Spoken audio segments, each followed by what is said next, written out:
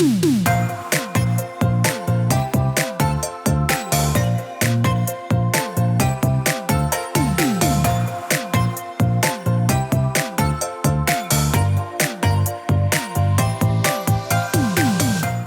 to the Plant-Based Podcast. Did you know that plants are truly amazing?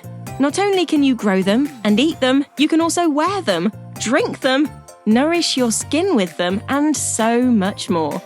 Let Ellen and Michael inspire you to love plants as much as they do, as they chat with the movers and shakers in this wonderful plant-based world. So, let's dig in. Series 9 is brought to you with Lava Light. Whether you're a novice gardener, specialist grower, or houseplant enthusiast, Lava Light can help you to nourish and protect your plants all year round. The collection comprises 8 different horticultural growing media and pest control products, each continually offering the same natural benefits from thermal protection and moisture retention to soil conditioning and continued nutrient boosts. Derived from volcanic deposits, Lava Light is completely natural and sustainable. Look out for it online or in your local gardening stores.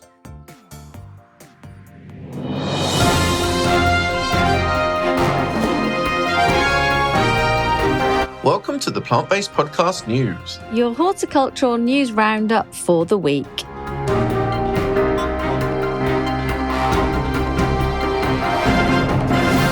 The UK was almost going to be without its favourite Christmas houseplant this year due to red tape in the post-Brexit era. However, a last-minute save means that poinsettia imports are now filtering through once again. Just make sure when you grab yours, take it home in a warm blanket. Now, if you were a bit bored with geraniums and wanted to add some excitement to your gardening hobby, what would you grow? Would it be the world's most dangerous plant? The sting from the gimpy is so strong. It's capable of tormenting you for over a year. It has a sting that feels like being burnt with hot acid and electrocuted all at the same time. But Daniel Emlyn Jones decided to grow the gimpy in his own home. He's an online tutor from Oxford, and he said he started to grow it because he was a bit bored. It's caged in his home. Don't try this at home. He ignored those warnings.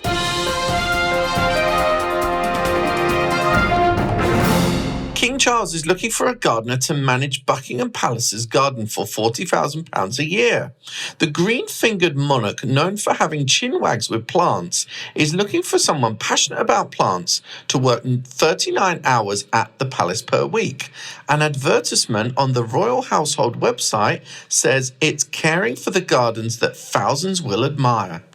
Nearly a third of patients on the largest trial using psychedelic mushroom compound went into rapid remission from severe depression.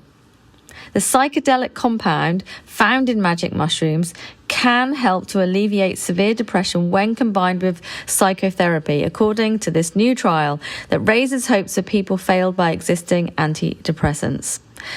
The future is fungi.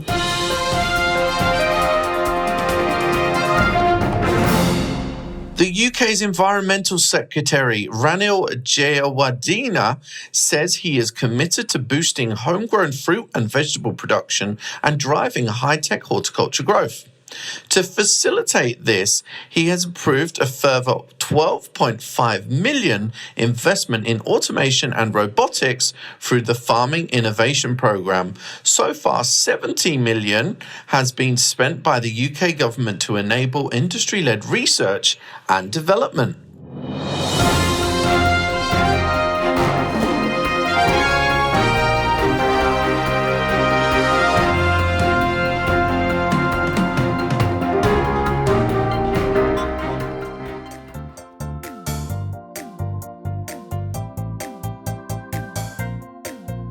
Hey guys, you know that Ellen and I like to shake things up from time to time. So this week you have separate gossips from each of us. Ellen's going to talk about mushrooms and fungi, and I'm going to talk about new plant discoveries that I've made in Holland this week. So it's all a little bit different, and mostly because we couldn't agree on a time to actually record our podcast. I'm really busy with the shows and all different grower visits in Holland this week, so we couldn't really fix that time, but I did offer to get up really early for Ellen, actually, so that I could record in the morning and she could do it in the evening, but she turned me down. So here I am on my own, about to chat to you about my wonderful week in Holland. So let me run through a few of the highlights, because it's probably one of the most important weeks for horticulture in Holland. Aside from June, when you have the flower trials, all the bedding plants, this is the Flora Holland event. Fair, that's it. And an affair of obviously everyone in the industry. So this is where a lot of suppliers kind of come to meet up. They show the plants they've got. Very, very important for houseplants. There is a lot of innovation coming through with houseplants.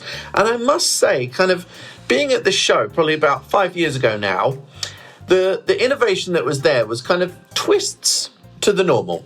So it was kind of houseplants that were maybe painted a different colour in different pots, etc., etc. But I have to say, after a few years, the innovation that I'm now seeing at this particular show is new breeds of houseplants, newly discovered houseplants as well.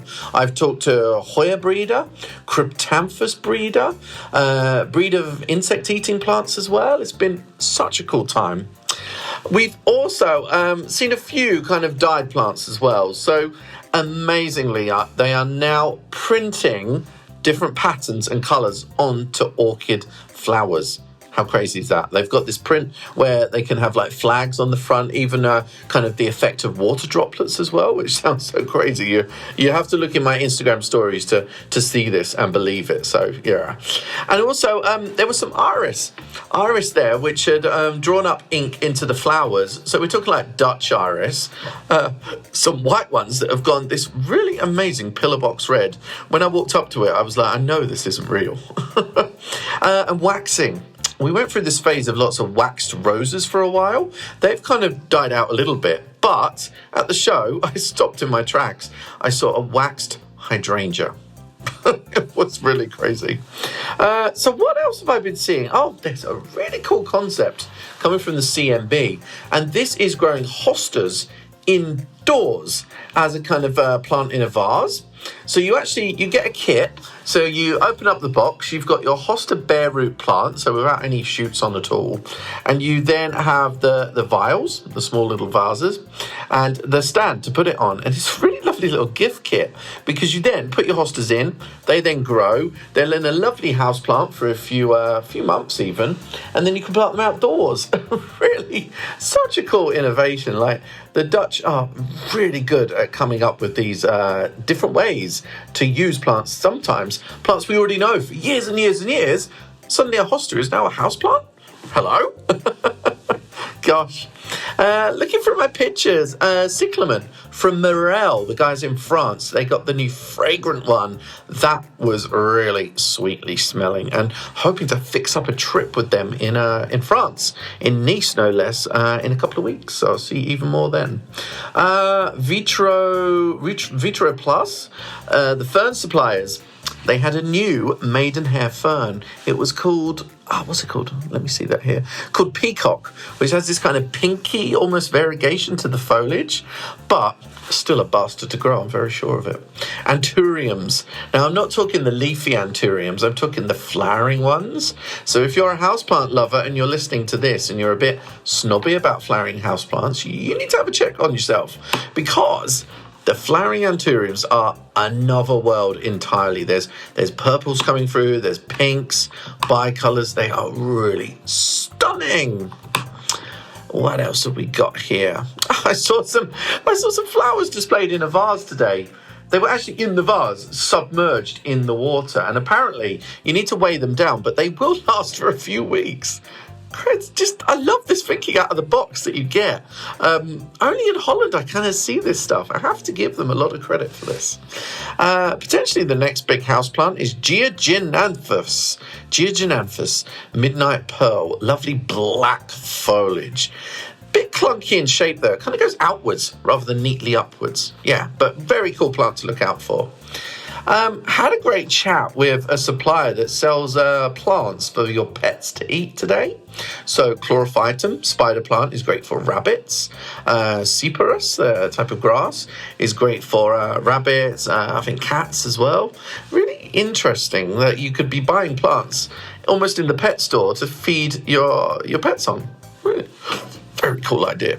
And I've seen it a few times in the Dutch garden centres as well, so look out for that. A few different ways to attract kids with some cartoon plants. That was interesting because we always assume that we need to attract kids to horticulture by growing Venus flytraps, this or that. But actually, make any plant into a cartoon and you've probably got their attention. Some nice kid kits as well with cactus inside. That was on one of the stands today.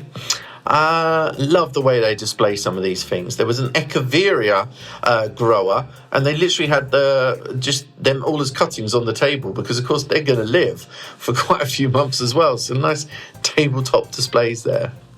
What else do I want to show you? Oh, some nice unusual Christmas cactus coming through from a Danish breeder. Some Saxifraga fortunii, which are very cool.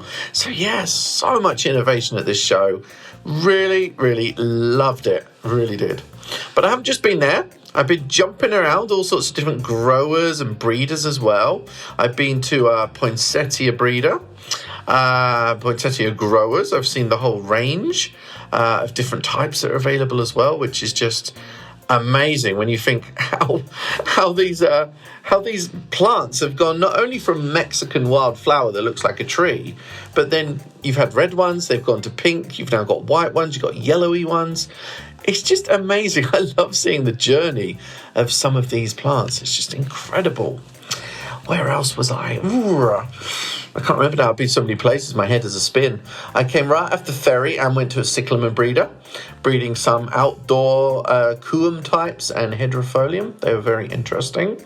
Then I was straight into, where did I go next? Sion orchids.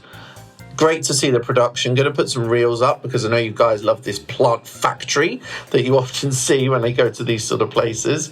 Learned a lot about the different kind of colours, the genetics. But sadly, most orchids are sold as kind of trays of mixed colours. So I think the market really needs to start respecting orchids and kind of selling them with their names and with actually unique colours as well. So hopefully we can try and influence that change a little bit. Where else did I go? Oh, I've been to Ansu, which is a really cool orchid nursery. And they grow the Vanda, this gorgeous rainforest type one. And they're like the key supplier in the world for those as well. They grow them even better than they do in Thailand, apparently. Because in Thailand it rains so much, so the plants almost get too moist. And when you water a Vanda, you need to water only the roots, not the flowers too much. And that's where often people go wrong. But also, in Thailand, obviously the flowers are always getting wet, so production isn't as easy. Been to a really cool company called Zonit. They're doing the lova plants, also known as the plants that grow on the lava rock. Really, really interesting. They are some of the first people to have started growing and selling pot plants and house plants in the Netherlands in the 80s as well. I really hope to get them on the podcast, but guy's a little bit shy, so I might need to work on him, or at the very least not let Ellen loose on him, hey? But really cool. They've got different ferns and schefflera on the lava rocks. I love to play at home and see what else I could strap to a rock. Not myself, obviously. So, yeah, that was really cool. They were also growing plants in old snail shells as well, which were cool. Oh, my God. Just in Ellen's story, she said, would you put ice cubes on your orchids? Oh, my God, I can't believe this advice is out in the US. Oh, my God. Jesus. Oh, my God. It says... There's a post there saying premium orchid free ice cubes per week. This advice is some of the worst advice ever out there. Free ice cube equivalent amounts per week. It's much better to say shot glass of water, actually. And slightly warm water as well. We all give orchids like bloody cold water. I don't think they like it. I'm just on Instagram now looking through Ellen's stories. What else is she up to? She's crying. What? There's a tree that's moving. Or a tree that's blown down. What is that? Oh, God, how strange. I think it's a massive branch. Oh, maybe she's sad because 2 trees are trying. Maybe they were dangerous. I don't know. But surely there's another way. Anyway, sorry, I'm getting all carried away in Ellen's stories. Right, so I've been to the poinsettia breeders. I've been to the show. Tomorrow I'm going to a tropical bromeliad nursery. Then on to see some mandevilla as well. So it's going to be a really cool day. This week I've also been to Fachan, which is a mature plants company. That was fascinating. They had a mature starfruit plant. And these are the guys that sell the plants to like zoos and kind of big like centre parks, those sort of places, because obviously they need big tropical plants for those places. But very often, if they're sent from overseas, they can take like almost a year to acclimatise sometimes. So yeah, really, really crazy. Later in the week on Friday, I'm also going to Vivara, which is the parent company of CJ Wildlife. So I'm going to get behind the scenes, see how a lot of the wildlife products are made, and get a bit of extra advice on kind of my winter wildlife setup as well. So yeah, it's been a really cool week. I've been staying again in the green float. Anybody who's seen my stories before will have seen this amazing kind of floating greenhouse almost where I've been staying. But I have to say, it's a bit strange staying here when it's very dark outside because there's not really much lighting and it's kind of on the water, and I feel like part of a horror movie sometimes.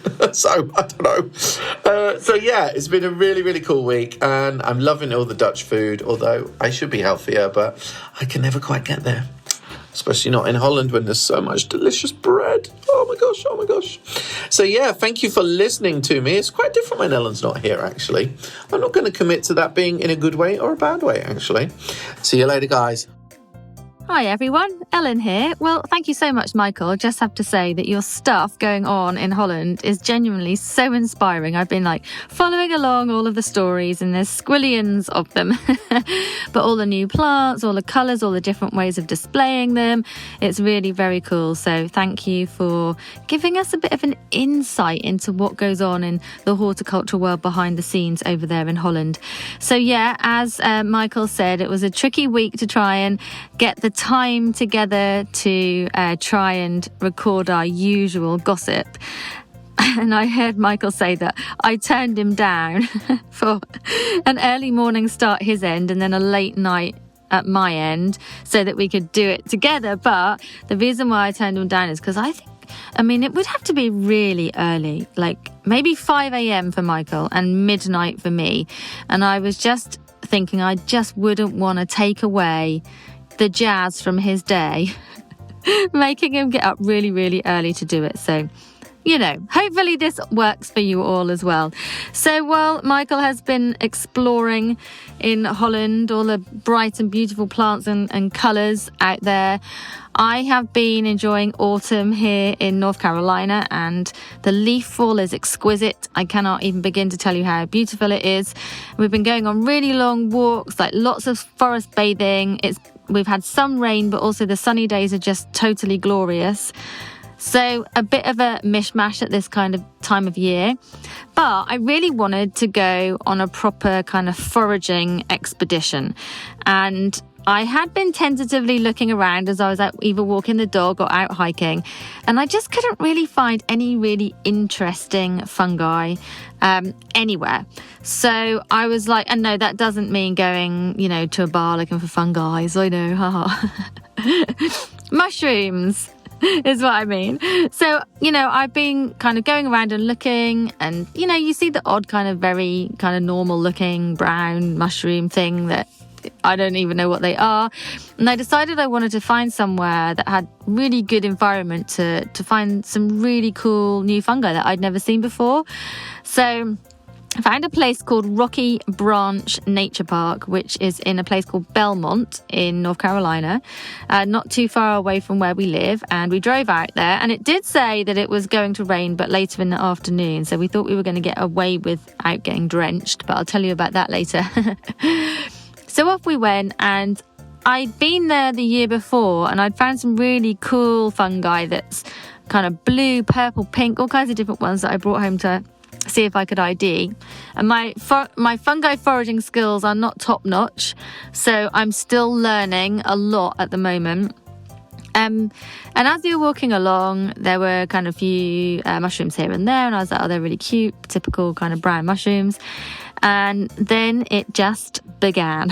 All I can say is it just began. And they were just everywhere, and so many different types. It was just mind-blowing. And I've got to say that my husband's eyesight is better than mine. He spotted some of the most exquisite fungi that I'd never seen before in my life, and I think I probably would have just walked on by. So just to tell you what we saw, you must go online, either on my Instagram, which is Ellen Mary Gardening, to see some of the photos and some of the reels, or have a look, Google to see what these look like. Hopefully I can describe them well enough for you.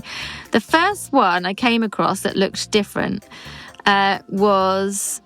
It had a very kind of lemony cap. And I was like, wow, it really stood out, like quite luminous, if you like, and a bulbous bottom, and it had a skirt around it. And it looked like the death cap. No kidding. So one of the first ones I saw was one of the most toxic mushrooms you can find.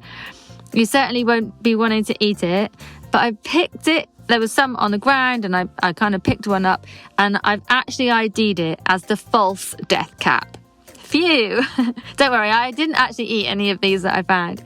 So the reason I could tell is it had this very kind of lemony cap, but also underneath especially, it smells like raw potatoes. So if you think of the smell when you've just chopped your potatoes, it smells like raw potato, but it was definitely a false death cap, but it was a beautiful find. There were tons of things like turkey tails.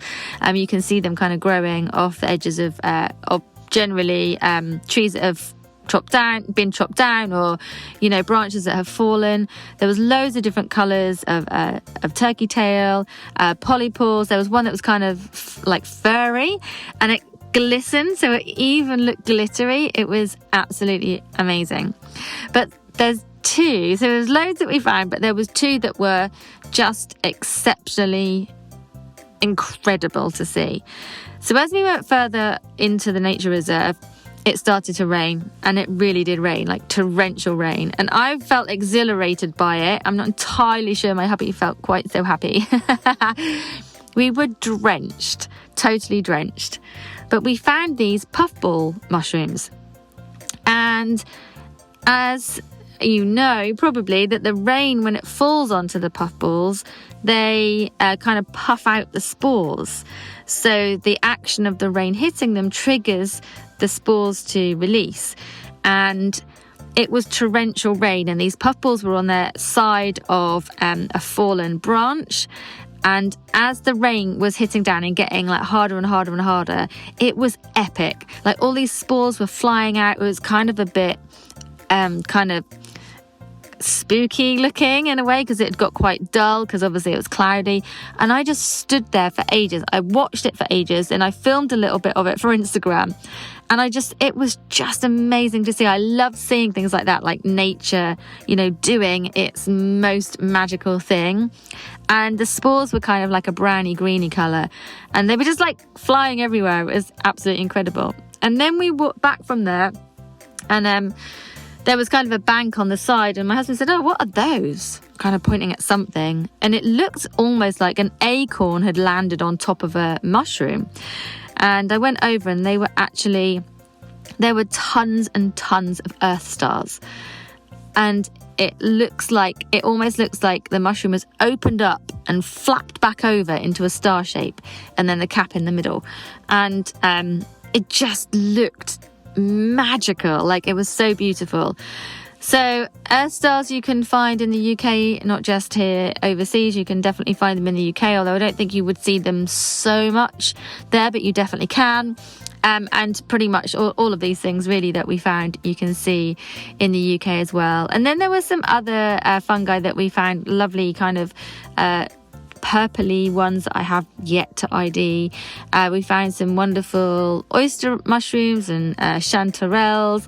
The one thing I was really looking for was lion's mane, because lion's mane is so distinctive. You can take some, obviously leave some behind, and you can cook lion's mane. It looks and tastes amazing, but I couldn't find any lion's mane, so I might go back in the next few days and have another look. But what I would say at this time of year, I know it's been quite wet in the UK especially, if you can put your boots on and your coat and go out foraging, it is such a fun thing to do.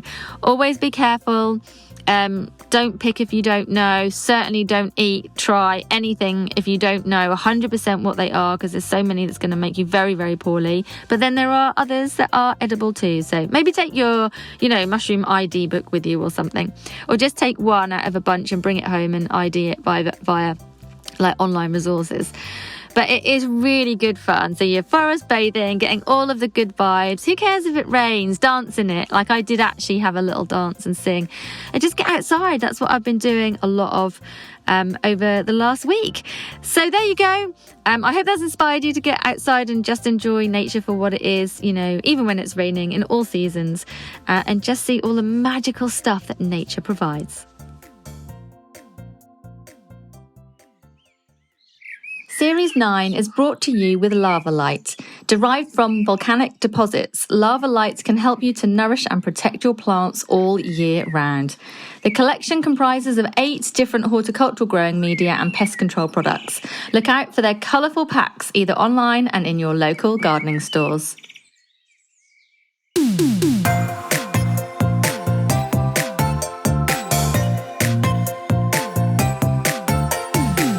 The music for the Plant-Based podcast is part of the song Grow by Mikey James, and our editor is Gareth Patch of Semi Echo.